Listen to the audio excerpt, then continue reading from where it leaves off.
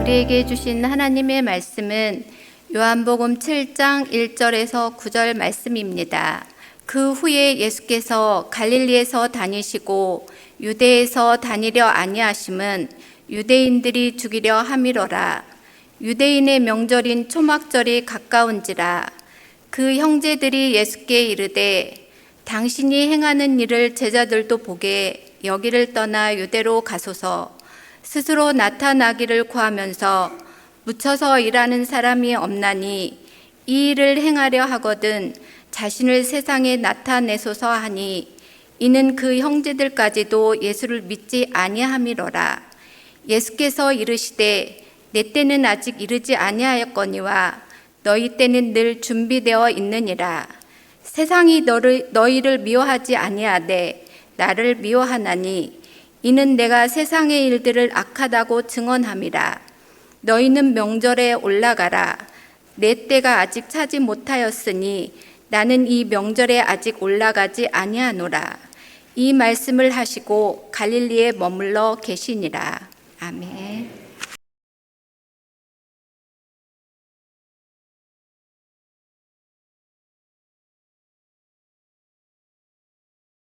네, 여러분 버티고라는 말을 아시나요? 영어 단어인데요. 버티고 우리말로 하면 어지러움, 현기증이라는 말입니다. 그런데 이것이 비행기 조종사에게 쓰일 때는 좀 다른 의미로 쓰이는데 뜻이 뭐냐면 바로 공간 정의 상실이라는 말입니다.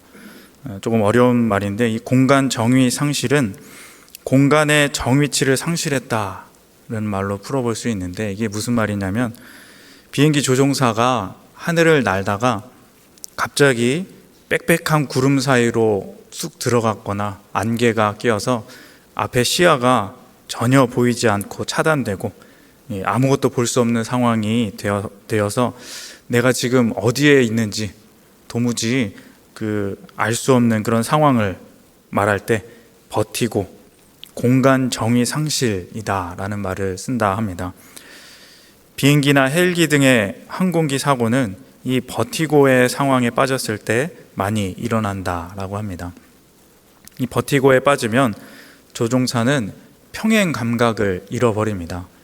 비행기가 이제 공중에 떠 있기 때문에 바람이나 속도 조절 때문에 이 비행기가 계속해서 흔들리는데 그 관성이 이리저리 적용돼서 우리의 몸의 인지기관은 내가 지금 수평으로 날고 있는지 아니면 조금 삐딱하게 날고 있는지 심지어는 거꾸로 이렇게 날아가고 있더라도 그런 것을 인식을 하지 못한다 합니다. 그래서 그냥 속절없이 바다에 빠지기도 하고 또 엉뚱한 곳으로 추락하기도 한다 하는 것입니다. 그렇게 앞이 아무것도 보이지 않아서 내 스스로 무슨 판단을 하지 못할 때 비행기 조종사가 믿어야 할 것은 딱 한 가지라고 합니다. 자신의 느낌이나 감을 믿고 그대로 가는 게 아니라 조종석에 있는 계기판만을 믿어야 한다고 합니다. 극한 두려움이 오고 느낌이 이상하더라도 무조건 그때는 계기판만 보고 비행기를 컨트롤해야 한다는 것입니다. 그래서 조종사들은 처음에 비행기 조종을 배울 때 어떠한 상황이 와도 계기판과 기계만을 보고 운행을 하는 그런 훈련을 한다고 합니다. 그래서 이 단어를 이제 외우려면 우리가 익히려면 이렇게 외울 수 있습니다. 버티고의 상황이 오면 당황해서 패닉에 빠지지 말고 계기판을 믿고 버티고 있으면 된다. 버티고가 오면 믿고 버티고 있으면 된다라고 외우면 됩니다. 예. 재미있으라고 말씀을 드렸는데 죄송합니다. 우리의 삶도 마찬가지입니다. 우리의 삶의 여정에서 우리가 바라보는 시야는 완벽하지가 않습니다. 때론 주관적이고 삐딱한 시선으로 상대방을 바라볼 수 있고 또 주변의 험담이나 시기 질투의 말로 내 판단력이 조금 정상에서 흐려질 수 있습니다. 큰 문제 앞에서 내가 어디로 가야 될지 정하지 못해서 안개 속에서 헤매게 될 때도 있습니다. 그렇게 나의 눈과 나의 생각을 믿지 못할 때가 혼란스러울 때가 있다는 것입니다. 그렇게 내 삶에서의 혼란과 그 알 수 없음, 어떻게 해야 할지 모르는 버티고의 상황이 왔을 때 우리가 내 생각을 내려놓고 반드시 신뢰하는 것이 있습니다. 내 생각대로 하고 싶지만 그렇게 나가려는 말과 행동을 잠깐 멈추고 버티고 서서 믿어야 할 것을 완전히 믿는 것입니다. 그리고 그 계기판, 완전히 믿을 수 있는 것은 바로 하나님의 말씀, 우리 예수님이라는 것입니다. 우리가 예수님을 믿는 믿음은 이러한 믿음이라고 설명할 수 있습니다. 이 믿음은 세상의 눈, 우리의 눈으로 볼 수 있는 믿음이 아닙니다. 세상과 다른 것을 바라보는 믿음입니다. 보이지 않는 것을 믿는 믿음이라는 것이죠. 우리는 보통 믿음이라 하면 보이는 것을 믿는 경향이 있습니다. 그래서 사실 예수님을 믿는 믿음이라는 게 쉽지 않습니다. 오늘 말씀을 통해서 정말 그 예수님이 원하시는 믿음이 무엇인지, 그리고 어떻게 그 믿음을 우리가 소유할 수 있을지를 한번 생각하는 시간을 갖도록 하겠습니다. 오늘 본문을 보면 예수님의 형제들이 예수님을 믿는 방식이 나옵니다. 먼저 3절과 4절의 말씀을 봅니다.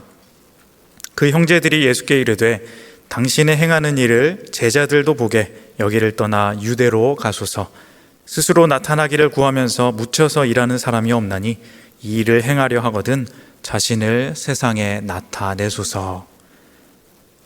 예수님은 사역을 하시면서 보통 조용하게 그리고 눈에 띄지 않게 다니셨습니다. 이전에 병자를 고치시고 5천 명을 먹이시는 등 수많은 이적들을 일으키셨기에 사람들의 주목을 조금씩 받기 시작했고, 또 그런 예수님을 죽이려고 하는 그런 사람들도 생겨났습니다. 그래서 큰 유대라는 도시 나라에서 다니지 않고 갈릴리 작은 마을 곳에서 다니셨습니다. 그런데 그런 모습을 보고 예수님의 형제들이 말하는 것입니다. 초막절이 가까이 왔습니다. 예수님, 당신의 행하는 그 일들을 여기서 떠나 유대로 가서 행하십시오. 스스로 나타나기를 구하면서 묻혀서 일하는 사람이 없으니 이 일을 행하려거든 자신을 세상에 나타내십시오 라고 말하는 것입니다. 유대인들은 절기가 되면 예루살렘에 모여 제사를 드려야 했기 때문에 절기 때는 정말 많은 사람들이 유대 또 예루살렘으로 모이게 되었습니다. 예수님의 형제들이 생각하기에는 지금이 어떤 기회라고 생각된 것 같습니다. 예수님은 이 땅에 왕으로 오셨다 하시고 또 병을 고치고 사람들을 먹이시는 등 놀라운 일들을 행하시는 분이시기 때문에 자신들이 생각하기에 분명 예수님이 왕으로 마땅했습니다. 이 기회를 놓치면 안 될 것 같아서 마음이 조금 조급한 것 같기도 합니다. 그런데 예수님은 그들의 생각과는 달리 이 시골 갈릴리에서만 계속해서 천천히 돌아다니시고 가난한 사람들, 병든 사람들 등 별 볼 일 없는 사람들에게만 관심이 있어 보였습니다. 그런 예수님이 형제들에게는 못마땅했던 것 같습니다.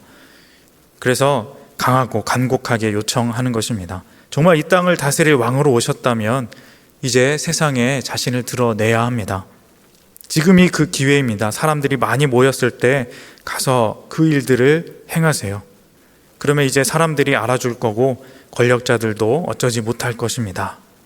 거기 가서 더 큰 뜻을 펼치는 그런 사람이 되십시오 라는 이야기를 합니다.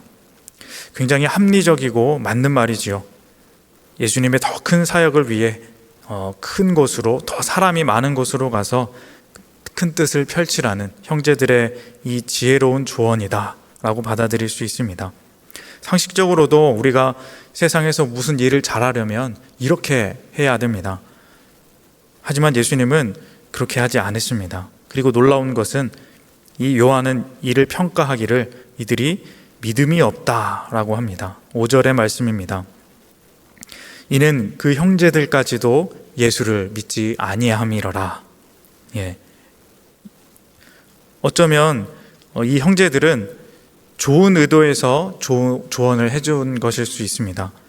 예수님의 가장 가까운 형제들이기에 예수님을 사랑하고 또 예수님을 생각해서 고심하고 또 고민한 뜻에 해준 말일 수 있다는 것입니다. 물 들어올 때 노 저으라는 말이 있듯이 이 기회를 지금 잡아야 한다. 지금 이 시기를 놓치면 안 된다. 이렇게 좋은 마음을 가지고 잘해주려고 했는데 돌아오는 그 평가는 이들이 믿음이 없기 때문에, 예수를 믿지 않기 때문에 이렇게 말했다. 약간은 예수님의 그냥 친구지만 그냥 안 좋은 말을 했다, 뭐 필요 없는 말을 했다, 이게 아니라 반대되는 말을 했다라고 평가를 한다는 것입니다.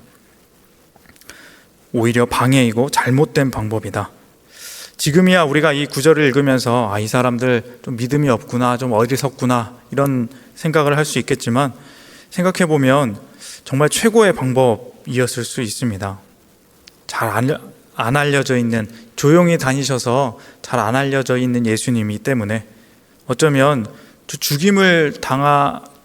예수님을 죽이려고 오는 사람들에게 죽임 당할 수도 있고, 지금 굉장히 위험한 상황입니다. 그래서 예수님을 보호하기 위해서, 예수님의 생명을 지키기 위해서 사람들에게 많이 알려지면 이제 세례 요한처럼, 그리고 또 그 사람들에 의해서 죽이기에는 쉽지 않을 거다. 그리고 또 예수님은 더 크게 높임을 받게 될 거다. 우리가 아는 유명한 말 중에 이런 말이 있습니다.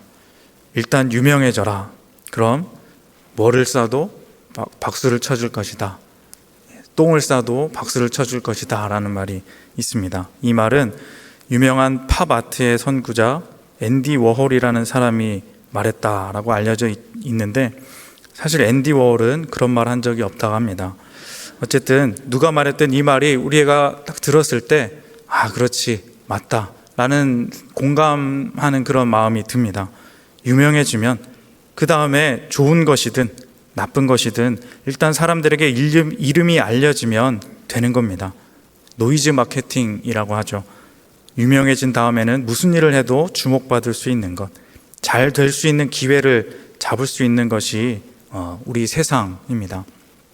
지금은 인터넷과 소셜미디어가 있어서 소식이 금방금방 전해지는데, 예수님 당시에는 그런 것도 없고, 그래서 가장 좋은 방법은 정말 사람이 가장 많은 곳에 가서 자신의 어떤 능력을 보여주고 또 이야기를 하는 것입니다. 세상의 기준으로 봤을 때 너무나도 당연하고 좋은 방법이었습니다. 그런데 예수님은 그것을 거부하시는 거죠. 그것은 믿음이 아니다 라고 강하게 부정합니다. 그리고는 아직 때가 이르지 아니하였다 라고 말씀합니다. 6절과 8절의 말씀입니다. 예수께서 이르시되 내 때는 아직 이르지 아니하였거니와 너희 때는 늘 준비되어 있느니라. 너희는 명절에 올라가라. 내 때가 아직 차지 못하였으니 나는 이 명절에 아직 올라가지 아니하노라. 때가 이르지 아니하였다. 여기서 이 때는 어떤 시간, 어떤 때를 가리키는 것일까요? 성경의 역사적 흐름으로 봤을 때는 예수님께서 잡히신 그날, 바로 6월절을 말씀하는 거기도 합니다. 하지만 예수님의 형제들도 때를 말하고 있었습니다. 초막절, 또 6월절. 모두 사람들이 많이 모이기 때문에 조금이라도 먼저 사람들에게 알리는 것이 중요하다라고 생각했던 것입니다. 그런데 예수님은 이 말씀만 봤을 때는 이 시간적인 때를 말하는 것 같지 않습니다. 성경은 이 예수님의 뜻을 이해 못하는 이들에게 믿음이 없다 말하고 있죠. 곧 다시 말하면 때를 아는 것이 진정한 믿음을 가지는 자들이다 라는 것입니다. 우리가 예수님을 믿는 믿음을 갖고자 한다는 것은 다시 말하면 때를 알아야 한다는 것이죠. 여기서 우리는 때라는 것을 좀 더 자세히 살펴볼 필요가 있습니다. 성경에서 시간을 가리키는 단어는 3가지 단어가 있습니다. 헬라어로 첫째는 크로노스, 둘째는 카이로스, 셋째는 호라라는 단어입니다. 많이 들어보셨을 텐데, 크로노스는 시간의 폭이나 일정한 기간, 또 흐르는 기간을 말하고, 카이로스는 특정한 시간인데 성경에서는 하나님의 시간, 하나님의 때를 이야기합니다. 그리고 호라는 크로노스와는 달리 흐르는 시간이 아닌 한 시점, 그리고 바로 그 시간이라는 뜻을 가지고 있습니다. 우리말로 하자면 시간, 또 시각, 이렇게 표현할 수 있겠죠. 요한복음에는 시간을 표현하는 단어 중에 이 첫 번째 크로노스라는 말은 나오지 않습니다. 요한복음에서 시간을 표현하는 단어는 대부분 이 세 번째 호라라는 단어를 사용합니다. 근데 놀라운 것은 오늘 본문 이 요한복음 7장 6절과 8절에 나오는 이 예수님이 쓰신 때라는 단어만 유일하게 요한복음에서 카이로스라는 단어를 써서 시간을 나타내고 있다는 것입니다. 카이로스는 아까 말했듯이 세상의 시간과는 차별화된 특별한 시간, 즉 하나님의 시간, 하나님의 때로 해석하면 됩니다. 즉 이 성경의 저자는 그리고 예수님은 이 카이로스라는 단어를 여기서 특별하게 사용함으로써 예수님의 형제들이 놓치고 있는 것이 무엇인지를 우리에게 알려주고 있다는 것입니다. 그들이 놓치고 있는 것은 이것입니다. 이 세상의 때를 아는 것이 아니라, 그것이 중요한 것이 아니라 하나님의 때를 아는 것이 중요한 것이다. 너희들은 하나님의 때를 알아야 한다 라는 말을 하고 계시는 것입니다. 그리고 그것이 바로 믿음이다. 그것이 바로 예수님을 올바로 믿는 믿음이다 라는 것입니다. 세상에서는 유명해지는 것이 중요합니다. 세상의 기준과 세상의 시간으로 봤을 때는 그렇게 되는 것이 맞는 것입니다. 더 성공해야 하고 더 커져야 하고 그 때를 놓치지 말아야 합니다. 사람들은 또 그런 사람들에게 신뢰를 줍니다. 실력 있고 멋진 그런 사람들이 세상에서 인정받고 믿을만 하다는 거죠. 세상에서 믿음이라는 말은 어쩌면 그런 사람에게 어울리는 말인지도 모릅니다. 저 사람 참 믿음직하다 라는 말을 우리가 쓸 때는 참 돈 많다, 참 힘세다, 또 어깨가 넓어서 기댈만 하다, 이런 사람에게 저 사람 믿을만 하다 라는 말을 쓰죠. 그리고 우리는 그런 사람에게 시간을 투자하고 우리의 마음을 주게 됩니다. 그게 우리가 생각하는 보통의 생각, 세상의 마음입니다. 그런데 예수님의 모습은 그러지 않았습니다. 사람들이 모이는 주목받는 자리에 서지 않으셨고 그것을 성공으로 여기지도 않았을 뿐더러 좀 더 낮고 천한 사람들과 있으셨고 서로 의인이라 칭하는 사람들 그런 사이에 계시지 않고 죄인들 사이에 계셨으며 가난한 자들, 병든 자들 곁에 계셨습니다. 기회와 때를 찾아 시끄럽고 사람 많은 곳에서 분주하게 움직이지 않으셨고 조용하고 한적한 곳, 드러나지 않은 곳에 계셨습니다. 참 많이 낮은 곳에 가 계셨습니다. 그것도 모자라서 죄인들과 함께 죽으셨습니다. 그리고 우리에게 이제 그 자신을, 그 낮고 천했던 그분을 믿으라 하십니다. 세상의 가치와 정반대에 있는 사람, 전혀 믿음이 가지 않을 것 같은 분, 그분을 믿으라 하시는 것입니다. 그게 성경이 말하는 믿음이라 하는 것입니다. 그리고 결국에는 그분이 옳았습니다. 여러분, 우리의 믿음은 지금 어떠한 믿음을 가지고 있습니까? 예수님을 따른다 하면서, 예수님을 믿는다 하면서 어쩌면 세상에서 믿고 싶어하는 세상의 때, 세상의 어떤 평안과 또 세상의 복을 따르는 그러한 믿음, 세상의 기준으로 보이기에 정말 나에게 믿어지는 것만 믿고 싶지 않은 것은 믿지 않는 그러한 믿음은 아닌지 생각해 봅니다. 고린도후서 4장 18절 말씀입니다. 우리가 주목하는 것은 보이는 것이 아니요 보이지 않는 것이니 보이는 것은 잠깐이요 보이지 않는 것은 영원함이라.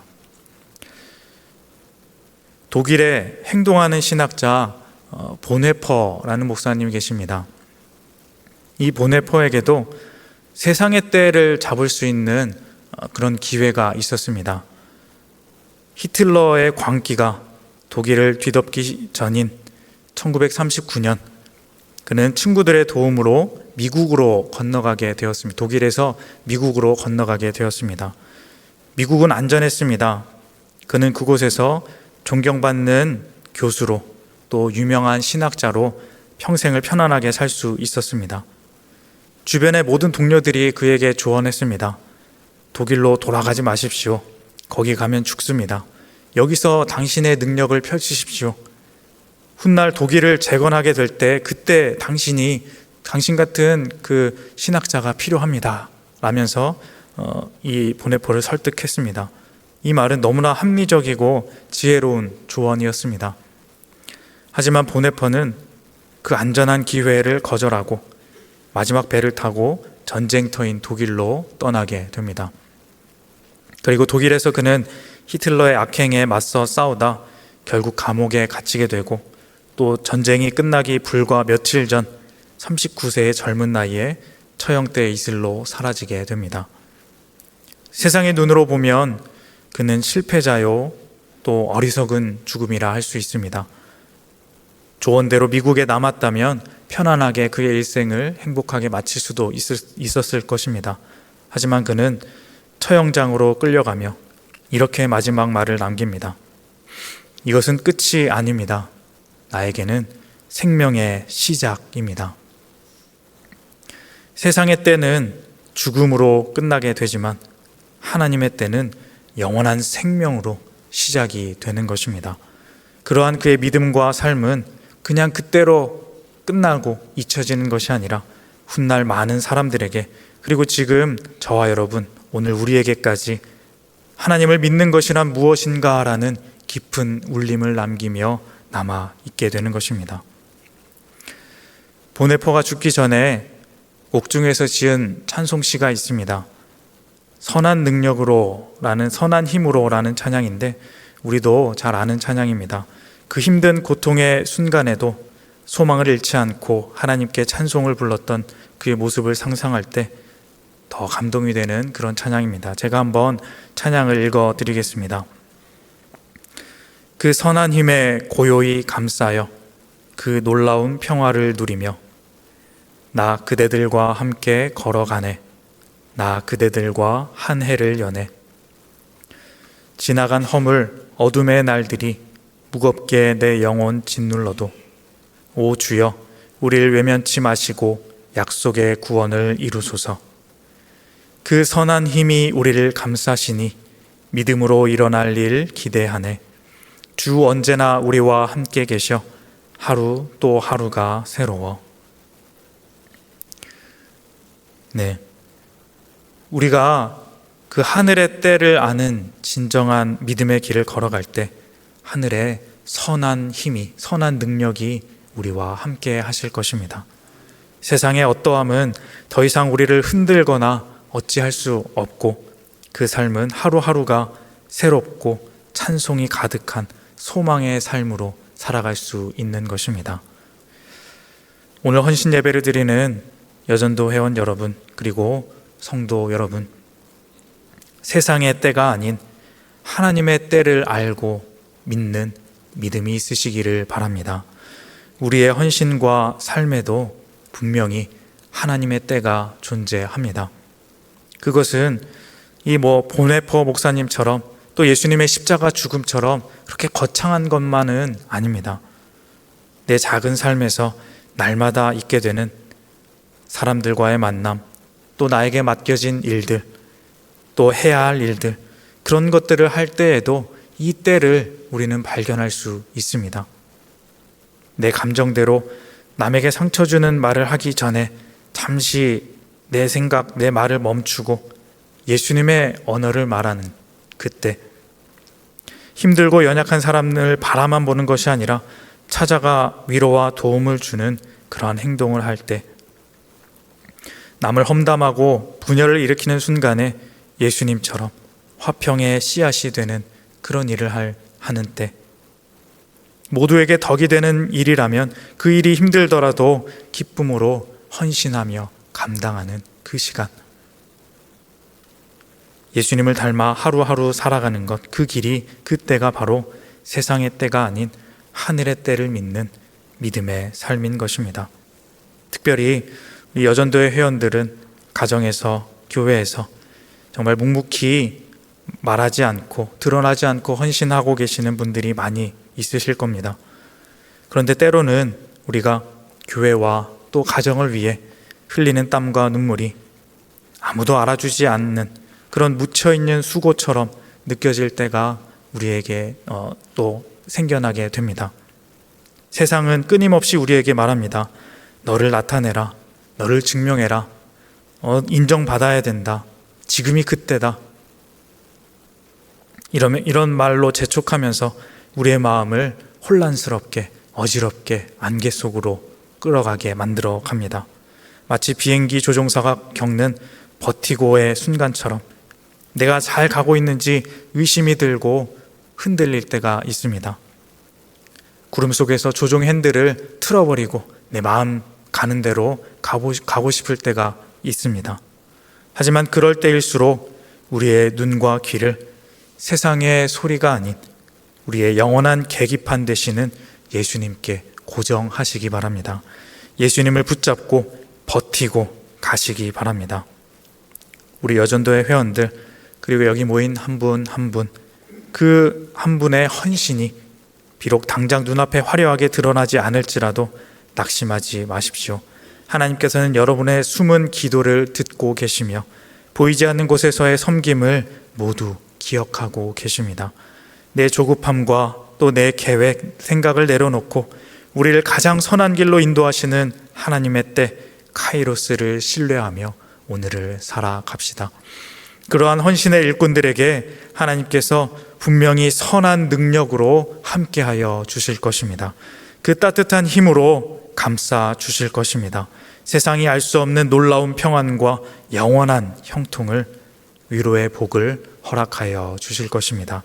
그 진정한 때를 아는 믿음을 가지고 선한 힘을 의지하여서 세상이 알 수도 없고 줄 수도 없는 평안함으로 묵묵히 기쁨의 헌신을 살아가시는 우리가 되시기를, 그렇게 지속된 열정으로 하나님 나라를 이 가정과 교회에 이루어 나가시는 저와 여러분, 또 우리 여전도의 회원들이 다 되시기를 주님의 이름으로 간절히 축원합니다. 기도하겠습니다. 하나님 아버지, 감사합니다. 우리가 이 시간 예배하며 고요히 하나님 앞에 엎드려 나를 내려놓고 온전한 때를 기다리는 믿음을 갖기 원합니다.